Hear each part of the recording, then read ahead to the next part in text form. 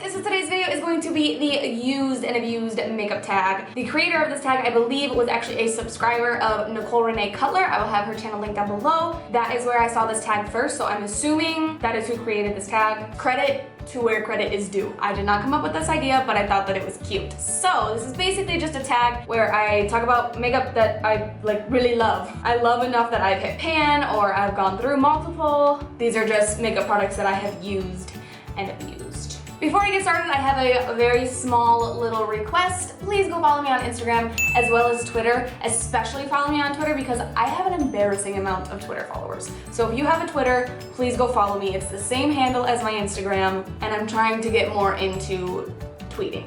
So help a sister out, okay? Help a sister out. So the first thing I want to talk about is from one of my all-time favorite brands, and that is Colourpop, and this is their Super Shock Cheek in the shade Lunch Money. Can you tell how much I like it? I really love it.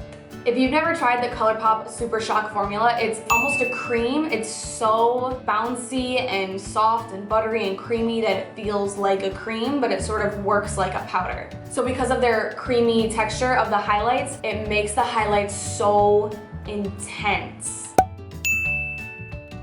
And like bam in your face. So if that's not your thing, you might not like these, but when you want an intense pop and highlight, I always grab for these. I like this formula in general, but Lunch Money is definitely my favorite shade. Let's talk about some more highlights, shall we? This one's embarrassing. This is my Becca and Jaclyn Hill Champagne Glow palette. This was from the holiday time in 2015, I believe. Are you ready for this? Are you ready? I don't know if you're ready. That, my friend, is used and abused. So at the time that I purchased this palette, these were the only highlighters I owned. These were the first and only highlighters I owned. That's why I went through them so fast. I was most excited to try Champagne Pop, but once I got this palette, I fell in absolute love with Pearl. And then once I really started to hit pan on Pearl, I got nervous to finish it, so then I switched back to loving Champagne Pop so much. So now, as you can see, most of the time I just mix them. That's what I did today to get the glow that's on my face right now. I mixed mostly Pearl and a little bit of Champagne Pop in there. Champagne Pop is a cult favorite. These are both available now as singles, so you can't get this palette anymore. This is what introduced me to the world, the wonderful world of highlighting. So even once I hit pan on these, like once I completely go through them, I probably won't get rid of this palette just because it has like memories to me. It's like sentimental value. Probably the most use and abuse product I own, and not just because, you know, obviously I went through the product so fast, but this mirror is like past the point of cleaning. I can't even wipe that off. I would say I went through this one rather quickly. This is about to go in my empties bag because I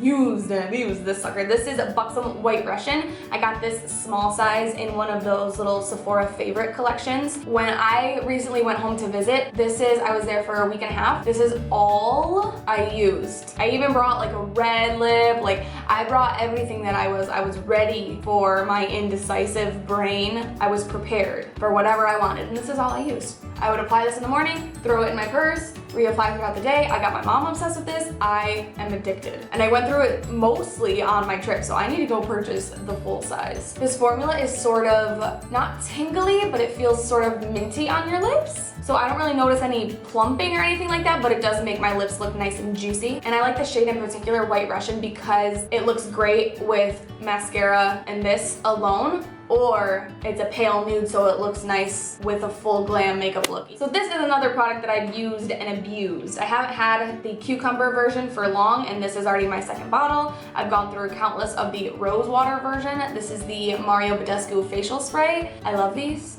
I love these. I love these. I go through these so fast, it's embarrassing. I have a little one in my purse, I have a big one in my bathroom, I have one at my bedside table, I have like 4 in my vanity right here. These are cheap. This one makes me look a little bit more glowy than the rose water one does. The glowiness eventually subsides. This isn't a setting spray. It's not supposed to prolong your makeup or anything like that. I like to use it as a refresher. I will use it as sort of a base for makeup. I will top my makeup off with it, and I will also re-spray my face throughout the day if I just need my makeup to be like rejuvenated. I'm looking a little bit too powdery or dull. I will just spray this puppy on my face and I'm good to go. Let's talk about a couple bronzers. You guys know this was coming. This is my Physicians Formula Butter Bronzer. It's my favorite bronzer of all time, as I'm sure you can tell. This is the shade Bronzer, which is the darker of the two shades. And I don't know what to say about this bronzer that I haven't already said. It's the perfect color. I'm very fair, and this works for me. I don't have to be too careful. I don't have to use too light of a hand. Smells amazing. It blends beautifully. It's got the most natural looking sheen to it. It's not a sparkly bronzer. It's not even a shimmery bronzer. It just has a natural looking sheen to it. So it's not matte, it's not glittery, it's not shimmery. It's just a nice, natural skin looking sheen, and I'm obsessed with it. And the other bronzer that I've used and abused is the Too Faced Chocolate Soleil matte bronzer. If you go back to my early videos, this is really the only bronzer that I had and was using. This is actually the bronzer that I used today. This one smells like chocolate, so coconut chocolate. This one is a little dark for me, so I tend to use a lighter hand when I'm applying it, but this blends so beautifully into the most natural looking color. I got this little bitty size in a little kit that Sephora was selling. I actually also cashed in my points for another little size. I think it's bigger than this one, but it's obviously still not full size. If there was no such thing as the butter bronzer, I probably would pay 30 bucks for the full size of the milk chocolate version of this. But since there's such thing as the butter bronzer, and I do love this one so much and it is so much cheaper, I don't see myself paying full price for this one just because this exists. Let's talk about an eyeshadow palette. I'll give you a second to guess. If you've been watching me for a long time, you know what I'm gonna talk about. I think this is the only eyeshadow palette that I own that I've hit pan on any of the shades, and it is my Too Faced Sweet Peach palette. This is the first palette that I bought and reviewed for my channel. I was so excited. I waited in front of my freaking computer for 18 hours just to buy this darn palette, so I'm glad that I love it as much as I do. So that's what it looks like on the inside. As you can tell, I've really hit pan here on Charmed, I'm sure, mostly because I used it for my brows for a long time. Peaches and Cream to set my eye primer, White Peach to highlight my brow bone. Those are the only shades I've hit pan on, but I'm sure the next one to go is Luscious. It's such a beautiful champagne sheeny lid shade. Oh, it's beautiful. And then the next one to go is either Puree or Caramelized. I really like sort of more of like the neutral shades. I also really love Georgia. I dug into that one majorly. This was the only palette that I was using for a really long time. I was absolutely obsessed with this palette. This was my first Too Faced palette. It smells like peaches. I like smelly products. This is definitely my most used and abused eyeshadow palette for sure. Last but not least, I have used the crap out of my Manic Panic Dreamtone Flawless Foundation in the shade of Virgin. I would just, excuse me, sir? I would just mix this in with foundations that were too dark for me, which happened all the time because I am the color of paper.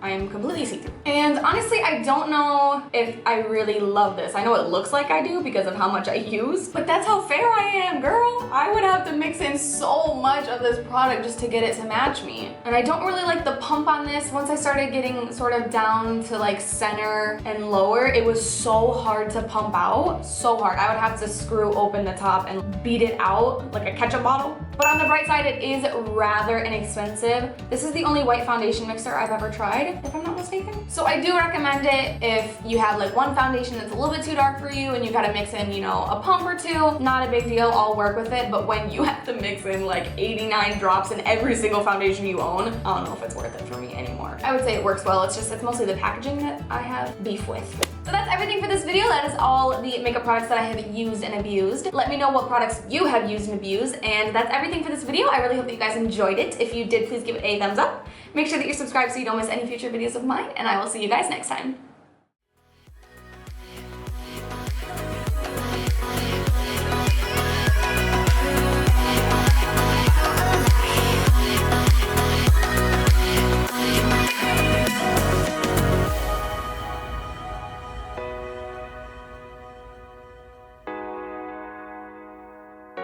You make me